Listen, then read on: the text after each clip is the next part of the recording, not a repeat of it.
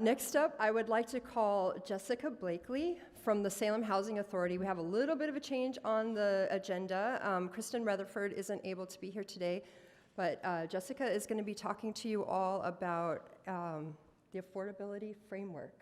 All right.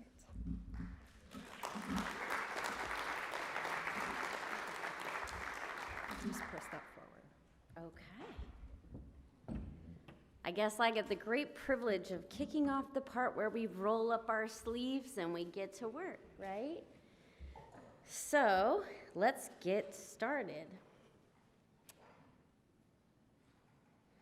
All right.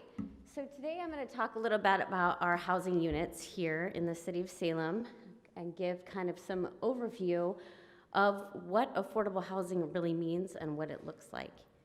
So in our area, we have, according to the census in 2020, which has changed probably substantially since then, 54% of our homes are owner-occupied, 45% are renter-occupied, our median rent at that time, which we know is very suppressed and will change quite substantially once we get a new census number at 1125 with the median home value of $289 and mortgage payment of around $1,600.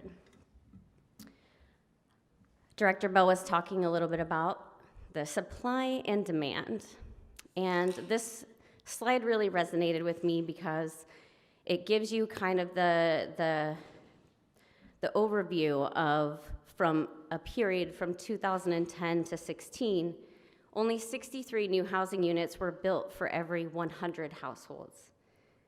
And if you think about that for a minute, that really comes to a substantial number. In 2006, our total national housing supply was greater than demand by 1 million housing units. In 2020, that supply was less than demand by 3.8 million housing units. The U.S. needs to produce about 370,000 more units per year to meet that new demand. And the increases demand for multifamily rental housing is really substantial as well. And it really is due to the long-term decline in the construction of single-family homes. That decline has been exacerbated by an even larger decrease in the supply of entry-level single-family or starter homes. One thing we all know while we're here is construction that hasn't really kept up with demand. The Oregon housing supply is short 140,000 homes and needs 550,000 homes over the next 20 years. And we know what happens with that lack of supply, which causes very low vacancy rates and increased rents. So what does affordable mean? The next few slides we're going to go through and talk about what that affordability truly means. We're going to use Marion County as an actual, but we know Polk County does follow along pretty closely with the area median income. And for a 4-person household, that area median income for that family in 2021 was $70,700. In 2022, that increased to $79,100. And we know with a rent increase of 14.6%, that's going to create quite the rent burden on those families. This slide really jumped out at me. I think about my career in multifamily housing, and in 2016, when I came to the Salem area and had a portfolio of about 20 buildings, my average rent for a 2-bedroom, 1-bathroom unit throughout my portfolio was around $650 to $750 per month. 2023, we're looking at $1,359. How much did those families' income go up at that same time frame? So, created quite a bit of rent burden. When we go into how income relates to that affordable rent, we look at a family who may be at 50% of that area median income, that family of 4. They make $31,000 to $40,000 a year, and they really work in professions that are very common. Some teachers, your service workers, security guards, EMTs even fit in that category. And when we think about the federal government defining housing as affordable and it's no more than 30% of their income, and we look at that number as $775,000 in monthly rent for the lowest earners in that 50% of area median income, they're quite off the mark as far as what they can afford.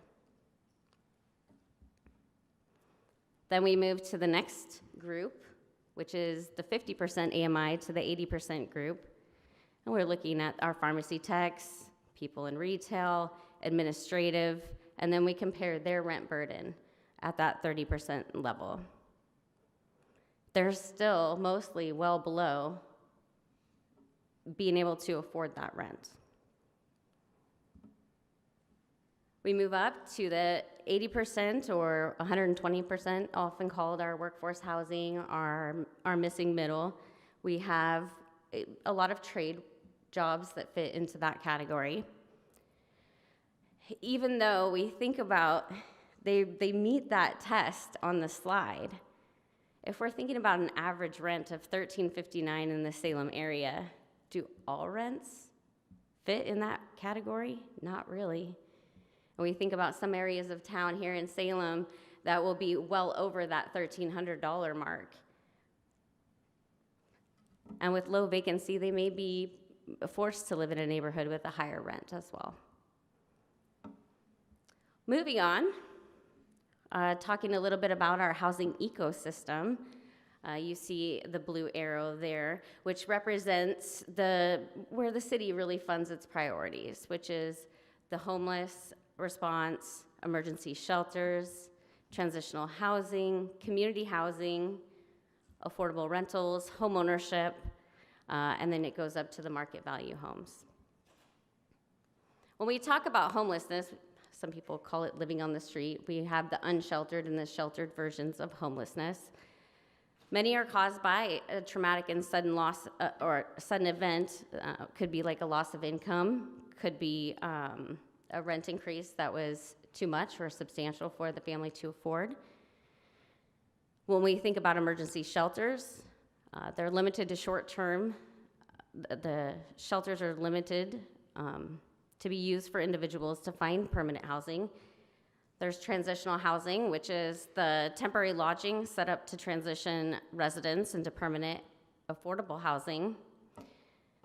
Community and social housing, those could be our group homes. They could be single-room occupancies. Public housing and nonprofit housing often operate some of these properties, and they may have rent subsidies like Section 8. Affordable rentals can be public or privately owned. We move into public and subsidized housing. We have the public housing agencies represented here: Salem Housing Authority, West Valley Housing Authority, Marion County Housing Authority, or another government entity could potentially operate. Low-income housing could be publicly or privately owned and would serve those at or below the 60% of the area median income, and that would be at that, basically that 48,000 level. Oops, sorry about that. And affordable housing is affordable to households with incomes equal to or less than 80% AMI, which is less than that 64,000 mark. No more than 30% of the household's income would be paying, would be spent on rent.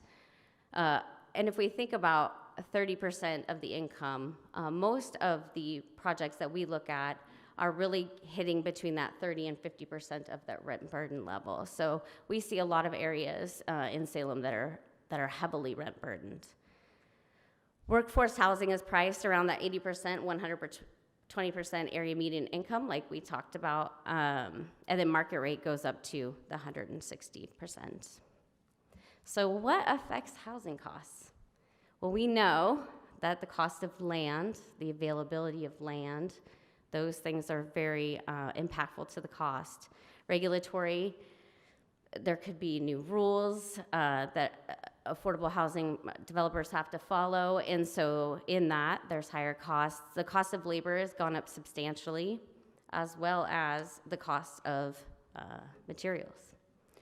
From April of 2020 to April of 2021, one of the costs that was looked at specifically is asphalt and other petroleum products. and the increase on that was 143%. And that's enough to drive a project over its costs and create a gap in financing. Lumber costs over that same period increased 89.7%, and steel costs over that same time frame were 70%. And to put that into perspective, the increase in lumber costs alone translates to a renter paying an average of $119 more per month for rent. So I really like that comparison because it really translates that cost into actual impacts to the residents that will be living there. We talked a little bit about housing production impacted by cost, but some of the other costs associated would be just interest rates overall. I know that our market has shifted quite substantially. We have a project that's going right now that the construction interest has increased substantially through its construction period, creating a cost for which our agency would have to bear. State and local land use, zoning, parking requirements, permitting processes, and design reviews also create that increase in costs. I know through the needs analysis and the things that the City of Salem are doing, really working towards like what are those barriers? How can we get those barriers removed? Is there something that we can streamline? So I know there's a lot of work happening behind the scenes, really trying to address those problems, but also getting the input of all stakeholders, the community, our own employees to see what types of things that each department can do to make some adjustments. And then we also know that tight labor markets and the high cost of building materials has been an issue pretty much on every project. So in the past, we would think of subsidies as the federal government. Many times they were the primary funder of affordable housing developments. Today, dedicated affordable housing is created through public assistance, public-private partnerships, and market-based tools. Local government may also have several tools to incentivize affordable units and market rate developments, and that will be something we'll get to talk about in the next slide.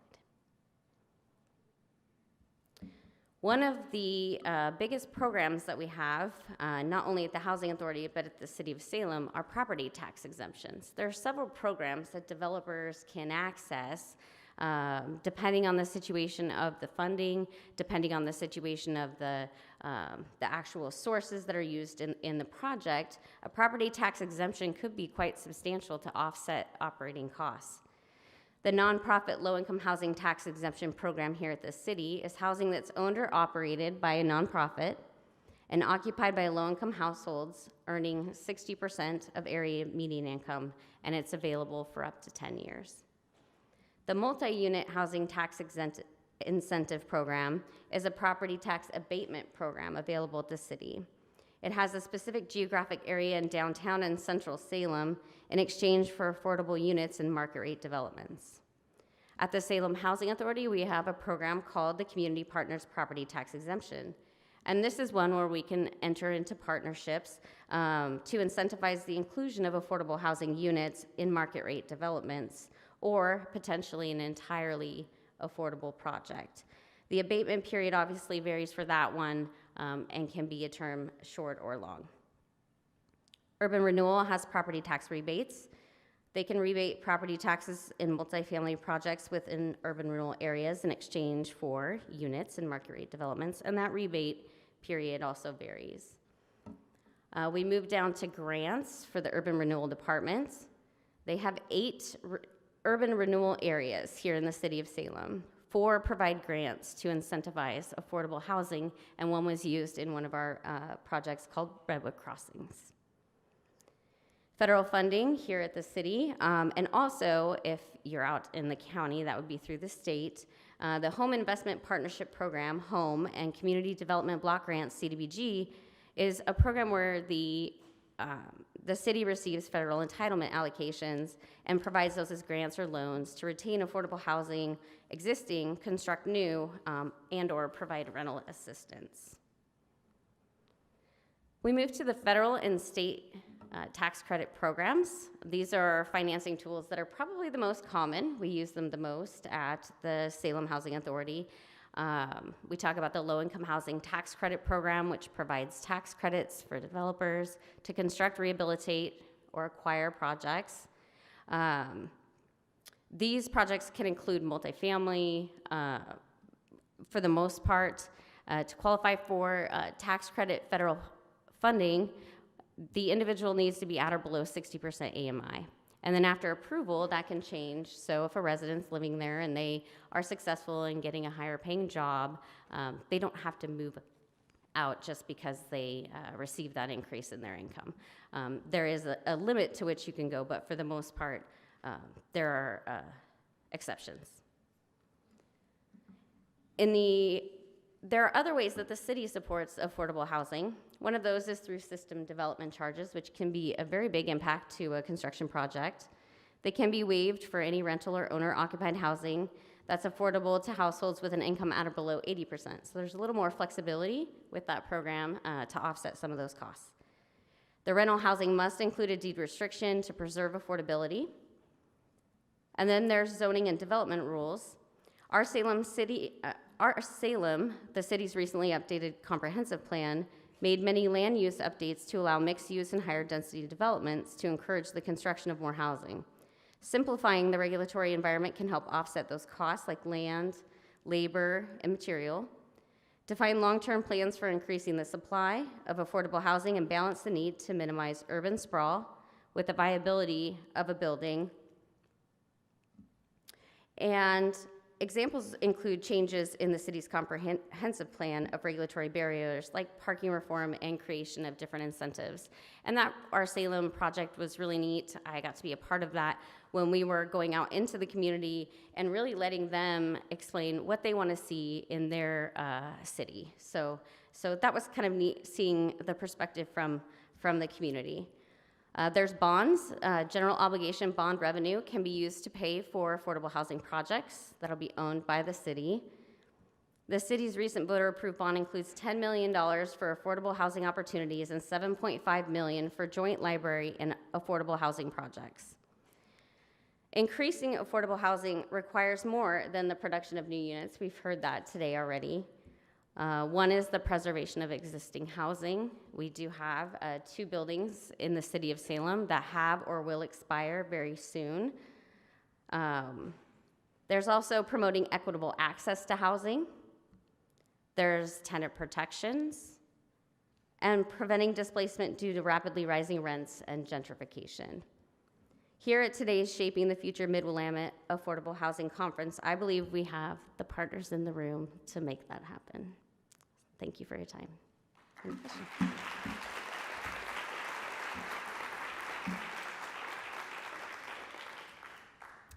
Does anyone have any questions? Okay, thank you. Oh, I can't see that far back. Okay. They're bringing microphones. Okay. Just a quick question, if you can sort of talk about the city's thought process in terms of choosing to provide those incentives to create affordability versus the offset of costs to the city for infrastructure. What was the city council's consideration for creating those programs? Well, because I'm standing in for Kristen Rutherford and I don't know that specific answer, I'm happy to take down that question and potentially get back to you if that works.